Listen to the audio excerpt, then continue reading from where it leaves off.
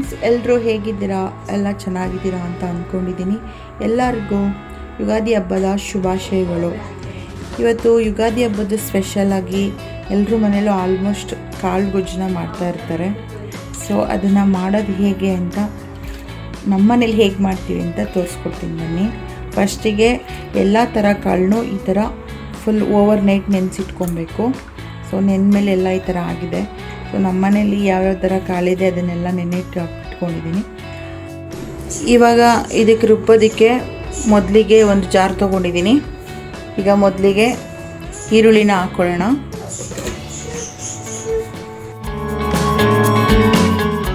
ನಾಲ್ಕು ದಪ್ಪ ಈರುಳ್ಳಿನ ಕಟ್ ಮಾಡಿ ಹಾಕ್ಕೊತಾ ಇದ್ದೀನಿ.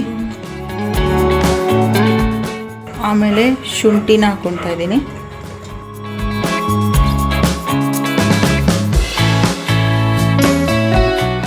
ಆಮೇಲೆ ಒಂದು ದೊಡ್ಡ ಗೆಡ್ಡೆ ಬೆಳ್ಳುಳ್ಳಿನ ಹಾಕ್ಕೊತಾ ಇದ್ದೀನಿ. ಆಮೇಲೆ ಸಣ್ಣದಾಗಿ ಹೆಚ್ಚಿಟ್ಕೊಂಡಿರೋ ಒಂದು ದಪ್ಪ ಟೊಮೊಟೊನ ಹಾಕ್ಕೊತಾ ಇದ್ದೀನಿ. ಲವಂಗನ ಸೇರಿಸ್ಕೊತಾ ಇದ್ದೀನಿ. ಇವಾಗ ಒಂದು ತುಂಡು ಚಕ್ಕೆನ ಹಾಕ್ಕೊಂಡಿದ್ದೀನಿ.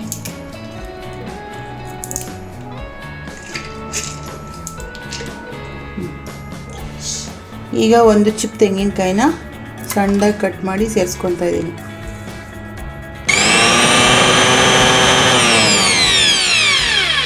ತಿಟ್ಕೊಂಡ್ರೆ ಎಲ್ಲವನ್ನು ಮಸಾಲೆ ರುಬ್ಕೊಳ್ಳೋಣ. ಇದಕ್ಕೀಗ ಇನ್ನೊಂದು ಸ್ವಲ್ಪ ಕೊತ್ತಂಬರಿ ಸೊಪ್ಪನ್ನ ಸೇರಿಸ್ಕೊತಾ ಇದ್ದೀನಿ.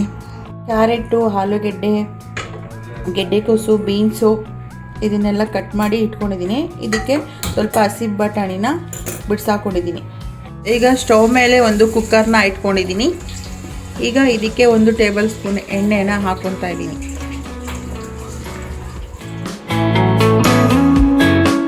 ಈಗ ಇದಕ್ಕೆ ಎಲ್ಲ ಸ್ಪೈಸಸ್ನ ಆ್ಯಡ್ ಮಾಡ್ಕೊತಿದ್ದೀವಿ. ಏಲಕ್ಕಿ, ಪಲಾವ್ ಎಲೆ, ಸ್ಟಾರ್ ಹೂವು, ಚಕ್ಕೆ, ಕಲ್ಲುವ್ವನೂ ಆ್ಯಡ್ ಮಾಡ್ಕೊತಾ ಇದ್ದೀವಿ.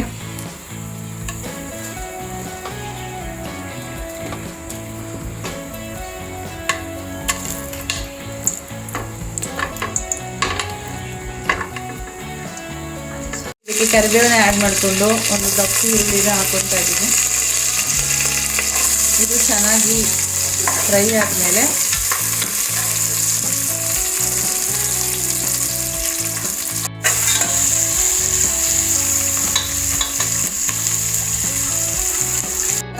ಈರುಳ್ಳಿಗೆ ಚೂರು ಉಪ್ಪನ್ನ ಹಾಕೊಳ್ಳೋಣ.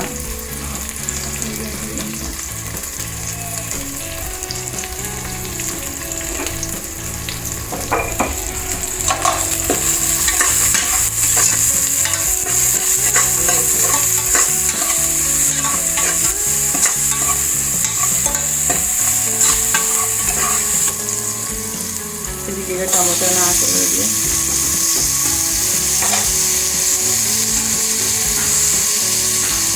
ಈರುಳ್ಳಿ ಚೆನ್ನಾಗಿ ಫ್ರೈ ಆದಮೇಲೆ ಇದಕ್ಕೆ ಟೊಮೊಟೊನ ಹಾಕ್ಕೊಳ್ಳೋಣ. ಇವಾಗ ಇದಕ್ಕೆ ತರಕಾರಿಗಳನ್ನೆಲ್ಲ ಹಾಕ್ಕೊಳ್ಳೋಣ.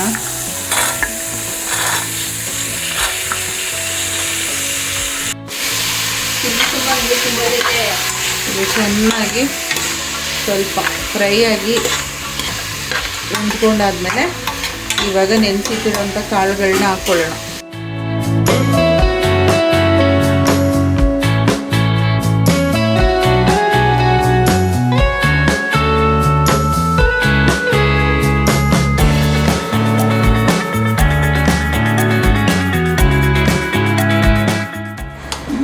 ಈಗ ಚೆನ್ನಾಗಿ ಕಾಳು ಮತ್ತು ತರಕಾರಿ ಎಲ್ಲ ಒಗ್ಗರಣೆಯಲ್ಲಿ ನೆಂದ್ಕೊಂಡಿದೆ.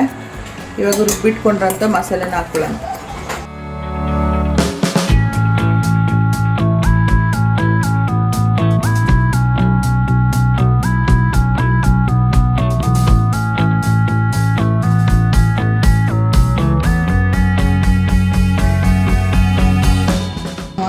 ಈಗ ಅದೇ ಜಾರಲ್ಲಿ ಇರೋಂಥ ಮಸಾಲೆಗೆ ಇನ್ನೊಂದು ಸ್ವಲ್ಪ ನೀರನ್ನ ಹಾಕ್ಕೊಂಡು ಸೇರಿಸ್ಕೊಳ್ಳೋಣ.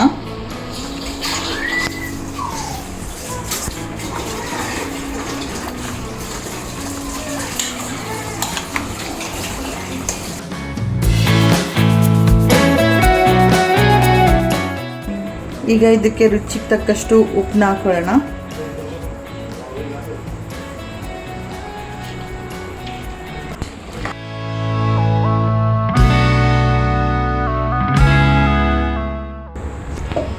ಚೆನ್ನಾಗೀಗ ಇದಕ್ಕೆ ಮಿಕ್ಸ್ ಮಾಡಿಬಿಟ್ಟು ಕುಕ್ಕರ್ ಮುಚ್ಚಳನ ಮುಚ್ಚಿ 3 ವಿಷಲ್ನ ಹಾಕಿಸ್ಕೊಳ್ಳೋಣ.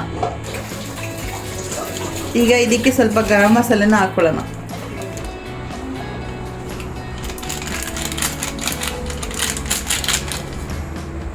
ಈಗ ಚೆನ್ನಾಗಿ ಸ್ವಲ್ಪ ಕುದಿ ಬಂದಮೇಲೆ ಕುಕ್ಕರ್ ಲಿಡ್ನ ಕ್ಲೋಸ್ ಮಾಡಿ 3 ವಿಷಲ್ನ ಹಾಕ್ಸ್ಕೊಳ್ಳೋಣ.